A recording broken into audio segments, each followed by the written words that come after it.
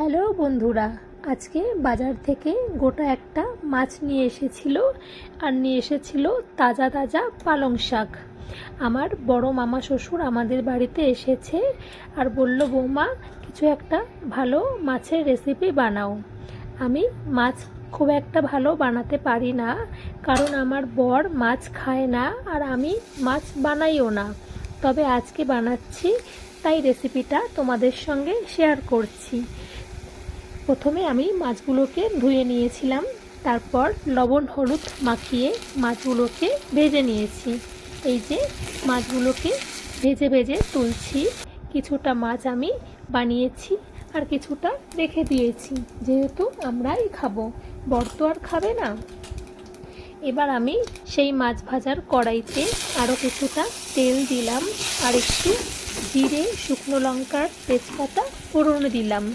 আর মামা আলু খেতে ভালোবাসে, তাই এখানে একটা ছোট্ট আলু দিয়ে দিয়েছি কেটে, আর 4-5টা কাঁচা লঙ্কা দিয়েছি। আর এদিকে পালং শাকটাও ভালো করে ধুয়ে নিয়েছিলাম আর একটু ছোট ছোট করে কেটে নিয়েছিলাম। বেশি ছোট কাটিনি, কারণ পালং শাক তো এমনি গলে যায়।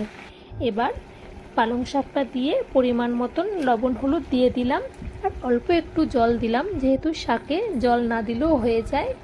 তারপর আর কি, ভেজে রাখা মাছগুলো দিয়ে কিছুক্ষণ ফুটিয়ে নিলাম আর ওপর থেকে একটু জিরে ধনের গুঁড়ো দিলেই তৈরি আমার মাছ আর পালং শাক।